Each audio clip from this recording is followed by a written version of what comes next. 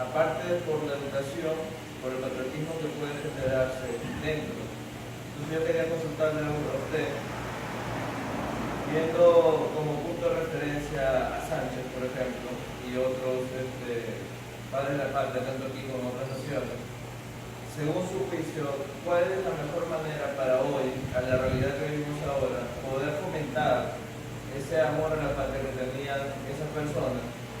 ¿Se puede o simplemente se nace así? ¿O qué fue lo que pasó? Porque ahora con Sánchez, por ejemplo, uno se pregunta, bueno, a los 27 años, ¿de dónde le nació todo eso, no? Esa es mi pregunta.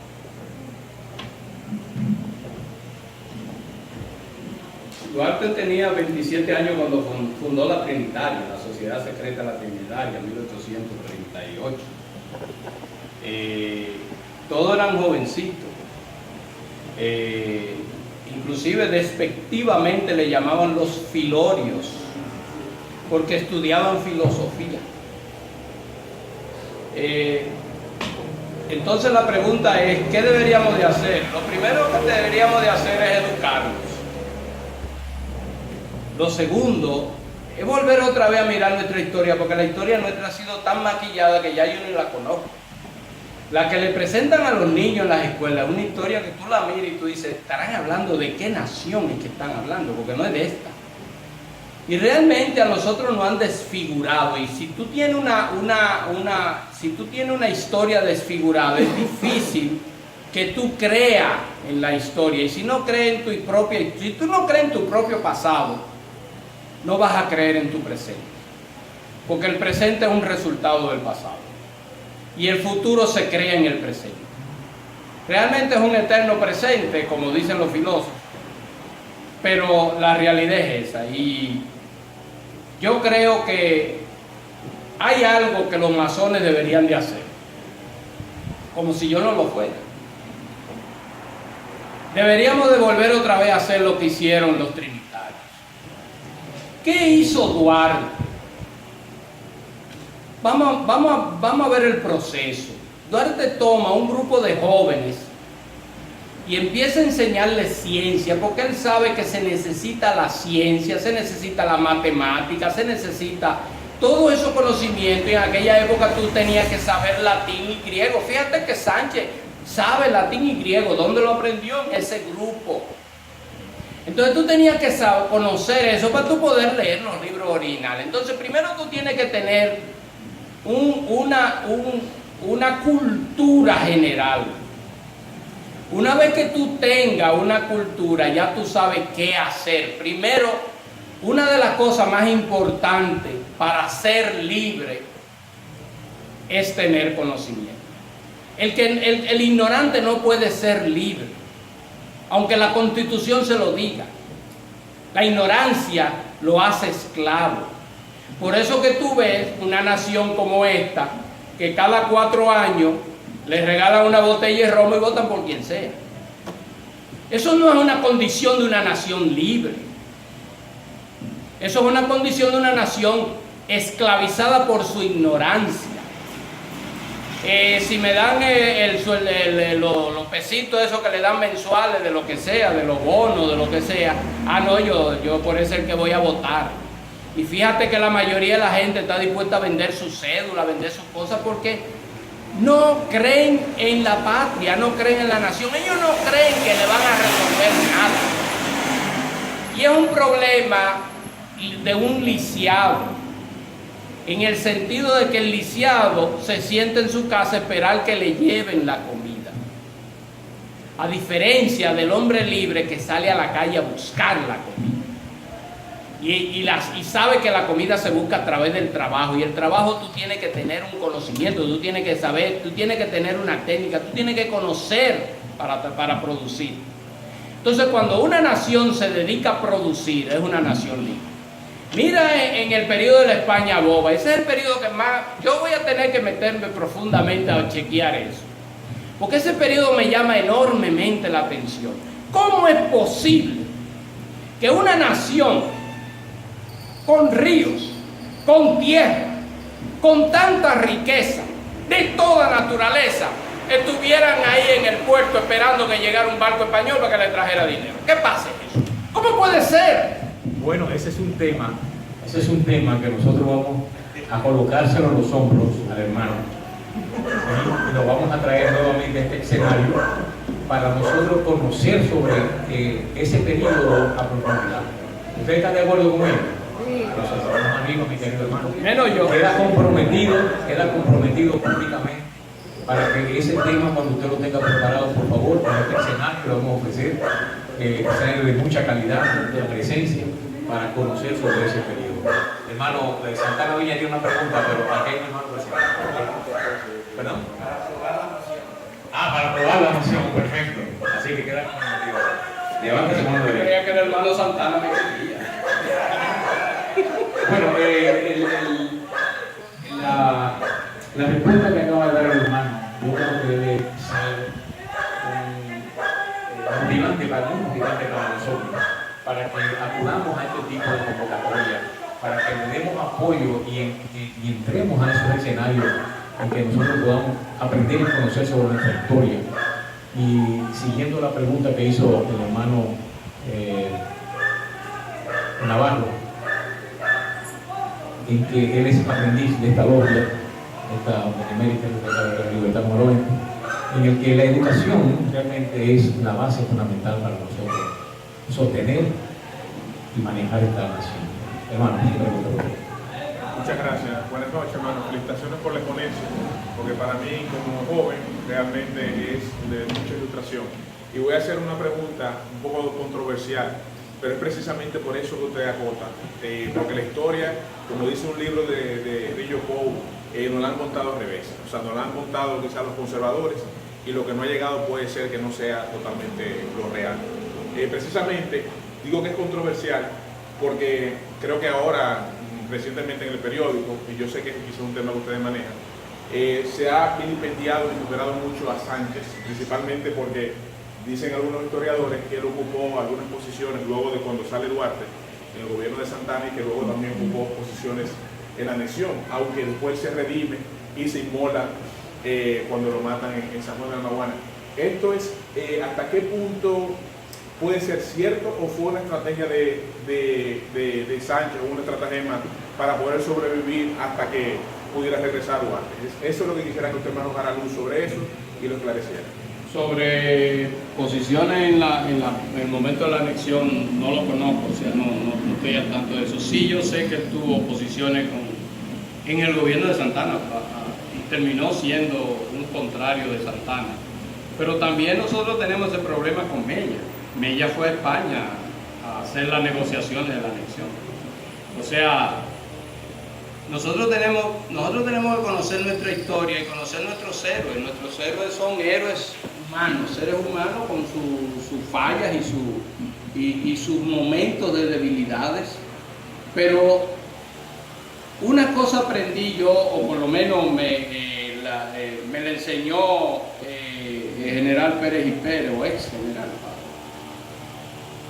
y es lo siguiente: el final de la vida es lo que redime al ser humano. Puede ser, que es lo que me explicaba él sobre Bobadilla, y dice, tú podrás decir todo lo que quieras de Bobadilla, pero al final él se redimió, terminó luchando en contra de eso. Entonces, muchas veces, por eso es que en vida no se le puede hacer mucho homenaje a la gente, porque hay que esperar que muera, porque él puede al final de su vida cambiar, y eso es lo que va a quedar. Es una cosa media cruel esa, pero aparentemente parece que eso es lo que anda, lo que realmente, vamos a decir, prevalece, esa parte final. Pero sería bueno, porque realmente yo nada más me concentré en esos 3 momentos de su vida, que son los 3 momentos más gloriosos. O sea, su nacimiento es su nacimiento, es cuando entra en el río de la vida. Pero ese momento glorioso del 27 de febrero y el momento del 4 de julio del 61 son sus momentos gloriosos. Ahora, hay algo extraño, y lo repetí varias veces ahí y me han preguntado. Yo no sé por qué tienen aquí como cierta, ¿cómo diría la palabra? Cierto prurito para no poner a Duarte como general, porque fue general, y a Sánchez como general, porque fue general. Al único que lo ponen como militares amigos. Y yo no entiendo eso, porque este muere como un general, no muere como un civil. Entonces ese pedacito yo nunca lo he podido entender. Pero sobre Mella lo que deberíamos de hacer es estudiar sobre él y venir a hacer aquí una charla, porque hay que estudiarlo, o sea, cada uno hay que estudiarlo. Quería comentar algo precisamente con eso. Yo estoy totalmente de acuerdo, porque en general, todo lo que es un estratega es un general.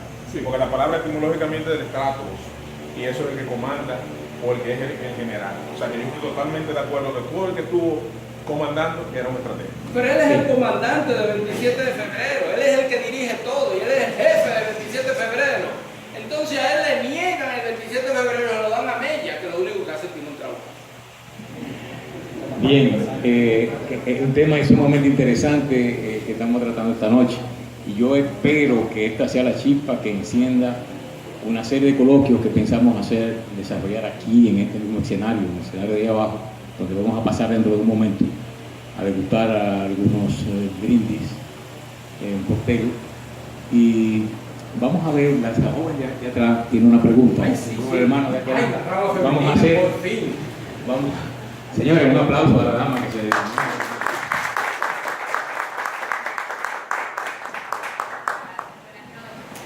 pregunta es, si Sánchez le prestara sus ojos a usted el día de hoy, ¿qué cree usted que viviera al ver este país o esta nación, como decía Don Nelson? Si él volviera a nacer, Viera el día de hoy cómo estamos, todo por lo que él luchó, los jóvenes que hoy en día cómo estamos, el país que dejó, ¿qué le prestara sus ojos? ¿Qué cree usted que viviera?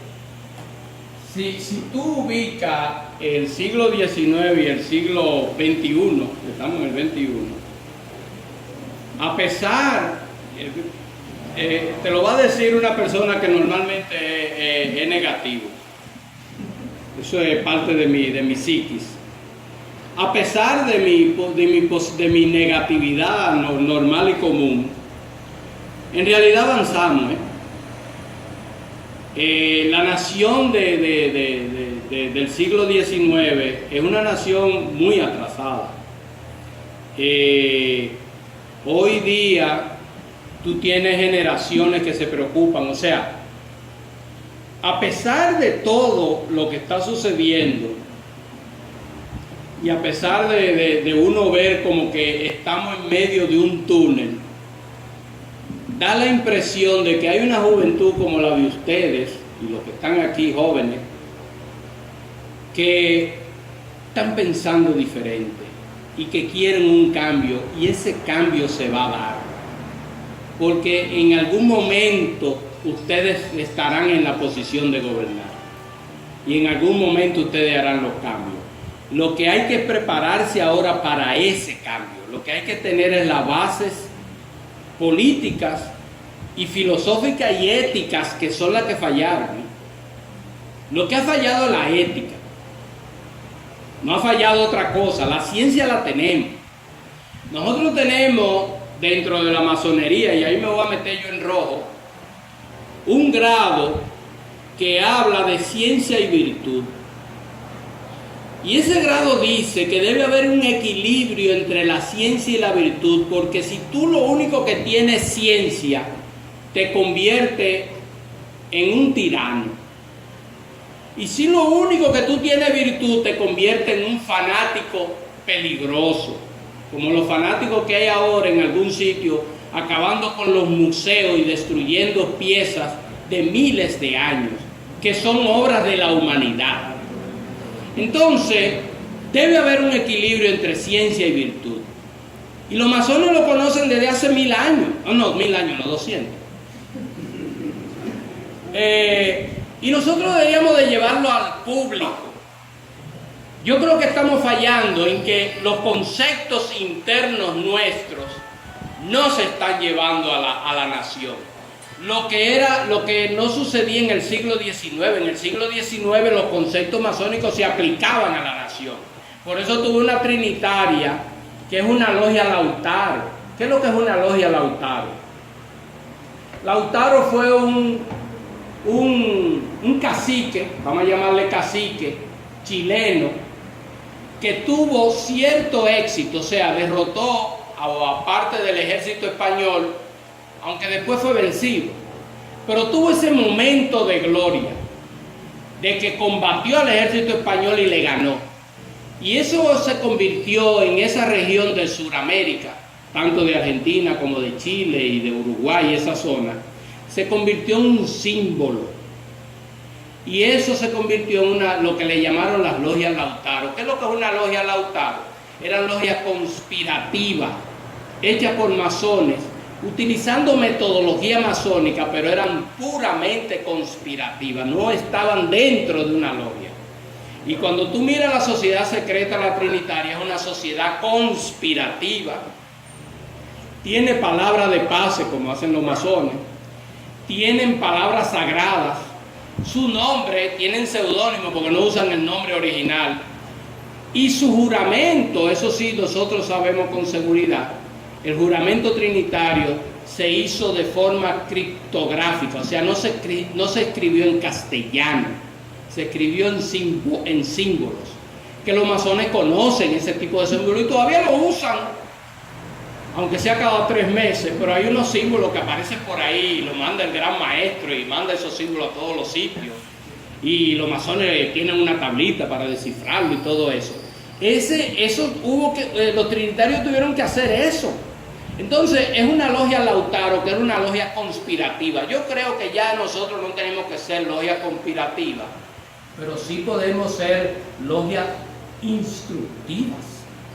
Nosotros podríamos llevar a cabo porque nosotros tenemos dentro del rito escocés antiguo y aceptado, todo el rito escocés desde el grado 4 hasta el grado 33 es una licenciatura en economía, en política económica.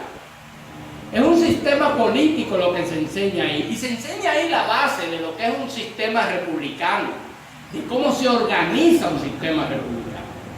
Y nosotros deberíamos volver a nuestras bases, que eso es lo que yo estaba hablando con el hermano Manuel Campos. Hay que volver otra vez a nuestras bases sobre la república, sobre la democracia, para volver otra vez a reinventar la rueda. Porque lo que tenemos hoy día, y en eso tú tienes razón, no es una república. Nosotros tenemos una tiranía. Nosotros tenemos una dictadura de partidos y una tiranía de un comité central de un partido, yo no sé cuál. Pero es una tiranía lo que existe aquí. Aquí no hay democracia.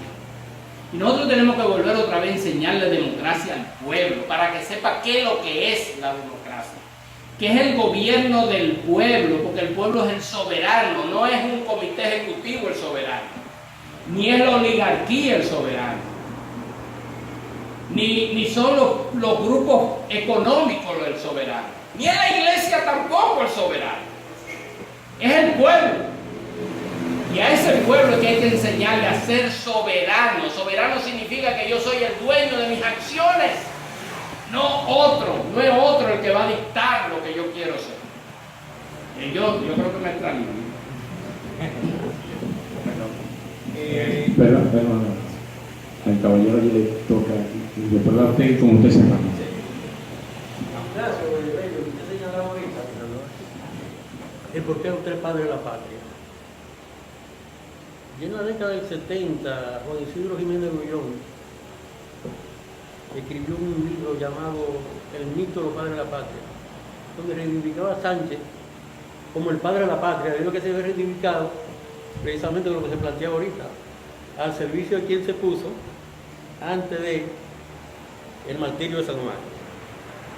Sucede que a partir de 1887 se presenta una serie de polémicas entre Sanchita y Duartista, de cuál era el padre de la patria, que siguieron incluso en la década del 90. Y es una cosa, que en la letra de 1800 del himno nacional, del 83, no aparece el nombre de Mella. Mella era ignorado por esos dos grupos que se peleaban aquí entre José Gabriel García, el escritor de Riquillo, Galván, todo ese grupo que estaba entre uno y otro. ¿Qué pasa? Que el nombre de Mella no está en el libro nacional. Cuando en 1897 el Listín Diario llama a concurso para mejorar la letra del himno, que verdaderamente la letra del 83 parecía escrita por un estudiante de séptimo curso, con el permiso de mi hermano masón, el Prudón, con una letra de un niño del séptimo curso. Se mejora la letra, que es la que tenemos hoy, pero no aparece el nombre de Sánchez, no aparece el nombre de Mella, sino el de Sánchez y Duarte.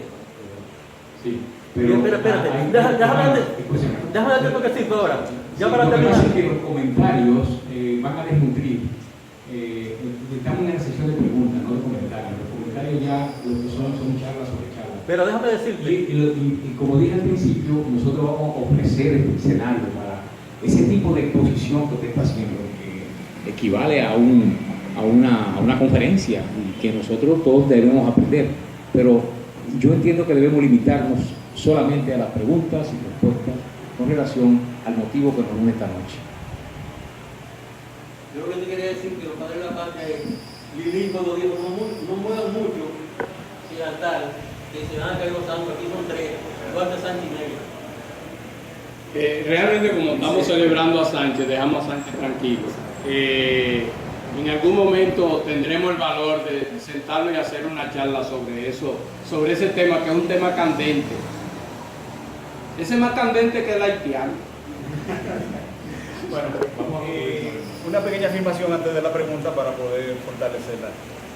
Tengo entendido que de los 9 primeros trinitarios, 8 eran masones, y Pina no era masón porque era menor de edad, tenía 17 años. Entonces, eso trae a colación la juventud de aquellos que hicieron la independencia nacional. ¿Sería por eso que fueron tan ingenuos que una y otra vez se dejaron quitar el gobierno y se dejaron masacrar de nuevo y volver atrás? Podrías aparentar eso, pero cuando tú analizas realmente, ellos tuvieron que, y aprendieron eso de Duarte, ellos tuvieron que hacer acuerdos políticos, porque ellos no tenían la fuerza económica. Ellos fíjate que si tú te pones a ver el origen económico de cada uno de ellos, ninguno pertenecía a un grupo económico fuerte, ni pertenecía a la oligarquía. Entonces, tampoco tenían la gran experiencia política, porque la gran experiencia política la tenían todos los que venían ahí detrás. O sea que ellos tuvieron que hacer ese tipo de alianzas, en la cual, a la corta o a la larga, les serrucharon el palo, como dicen los dominicanos. Pero yo no creo que fuera por ingenuidad, porque ellos sabían que tenían que unirse a ese, porque si no se unían a esos grupos era difícil que tuviera éxito lo que ellos estaban haciendo. Ahora, hay una cuestión del 27 de febrero, que eso se lo voy a dejar para el futuro, porque el 27 de febrero, en el fondo, si tú te pones a ver, es una negociación también. Es una negociación entre Saint-Denis, que era el cónsul francés, y era el lleve y trae, el que iba a la fortaleza Osama, y entonces el grupo del Baluarte y el grupo de la fortaleza, y estaba en ese acuerdo, y se hace un acuerdo en el cual los haitianos salen con su sueldo, porque salieron con el sueldo, le pagaron su sueldo, salieron con sus armas y su familia, y se cuenta que hubo muchos de ellos que su familia la dejaron aquí al cuidado de otros dominicanos. Lo que nos da a nosotros entender varias cosas. Una de ellas es que eso que está sucediendo hoy día, porque hoy día hay un rum de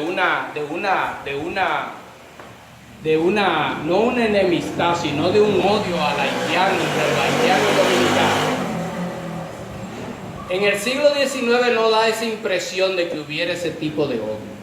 Lo que había era que Duarte es el primero que lo proclama, el hecho de que así como, y él se lo pone, creo que está hasta en un escrito de Duarte, que dice, así como ustedes tuvieron el derecho de ser libres, nosotros también lo tenemos. Y yo creo que nosotros reclamamos ese derecho. Y eso es lo que sucede entre el grupo trinitario y el grupo de Haití. Lo que pasa es que después se da un golpe de Estado, un tirano por allá, y el 19 de marzo da la orden de regreso.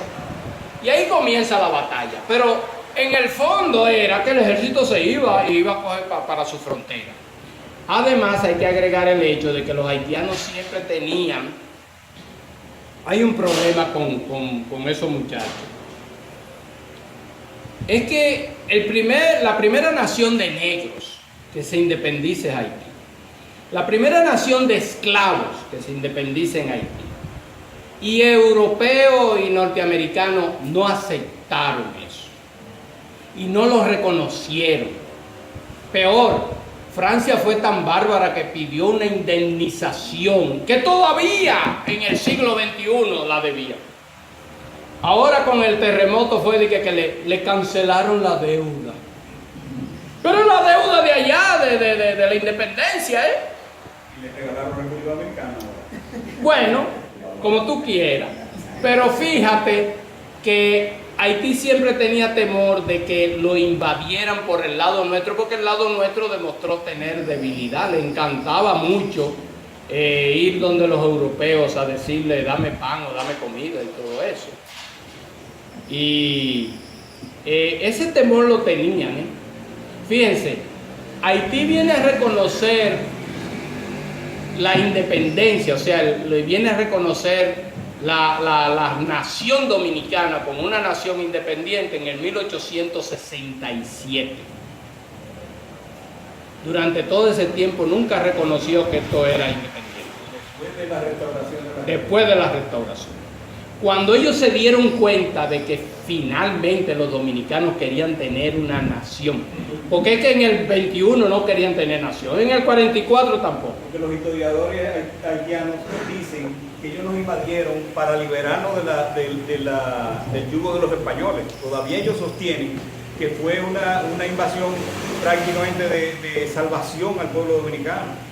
Pero lo que dice nuestra historia es que son los comerciantes de la frontera junto con los comerciantes del Cibao que no reconocieron la independencia de Núñez de Cáceres, no le dieron apoyo. No, es que no fue apoyada. Y prefirieron, hay una ilusión ahí, yo creo que hay un problema de ignorancia grave. Porque ellos como que creían que Haití era más avanzado y que tenía la mayor posibilidad de comercio, porque ellos lo que andaban buscando los comerciantes de la frontera y del Cibao es comercio, negocio. A ellos no les importaba esta nación, les importaba el negocio. Como hoy día. Hoy día tú no ves a nadie diciendo que lo que hay es un negocio de los dominicanos haciéndose muchísimo dinero en Haití. La mayoría son empresarios extranjeros. Pero hay unos empresarios de aquí y los estrellas. Sí, esos son dominicanos. Ninguno, búsquenle la riqueza que la tienen fuera todos. Los Bichini, los Bonetti, todos la tienen fuera. Ah, no, claro. De eso tú puedes estar seguro. Los únicos que tienen cuenta de banco aquí somos los que estamos. Bien, señores, vamos a concluir por esta noche esta exposición brillante. Perdón. No he dicho nada. Buenas noches a todos. Para felicitar tanto a Carlos por esta iniciativa, como igualmente a Felipe de Castro. Sería bueno que continuaran este tipo de charlas porque se aprende mucho, porque en sí, yo creo que sabemos historia, los de mayores de edad, pero los adolescentes y los niños que van creciendo no saben historia dominicana, porque es que no se la dan en las escuelas, en los colegios. Cuando los 27 de febrero solamente se menciona a Duarte, pero no mencionan a Sánchez ni a Mella. Y con todo lo que hemos escuchado esta noche, con el que ha hablado Felipe, así se puede también hacer otra charla con relación a Mella para que conozcan también lo que pueden ir. Muchas gracias. Gracias a ustedes. Por lo que a mí respecta, esta benemérita y respetable ley de la libertad número 20 se ha trazado dentro de sus conquistas mantener este escenario vivo. Por eso le ofrecemos constantemente a los que tengan la inquietud, el conocimiento, para que hagan uso de este escenario.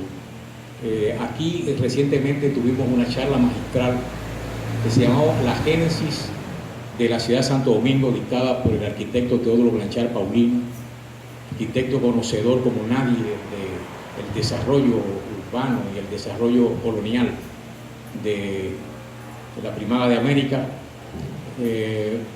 Lamentablemente no tuvimos el escenario tan nutrido como esta noche, pero seguimos haciendo el esfuerzo de traer personalidades intelectuales, personas que nos instruyan a nosotros dentro de ese afán de conocimiento, ese deseo de conocer que tenemos todos.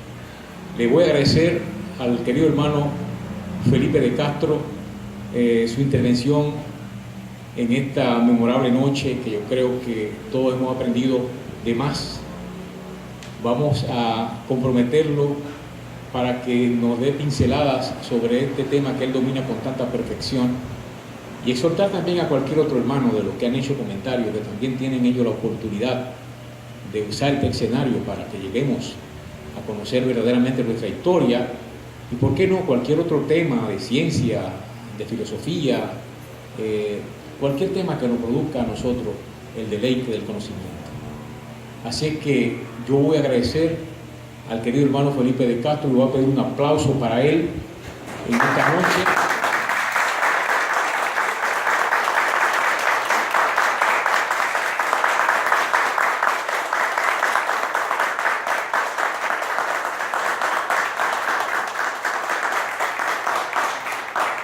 Voy a pedir un muy especial aplauso por las damas que nos acompañan esta noche.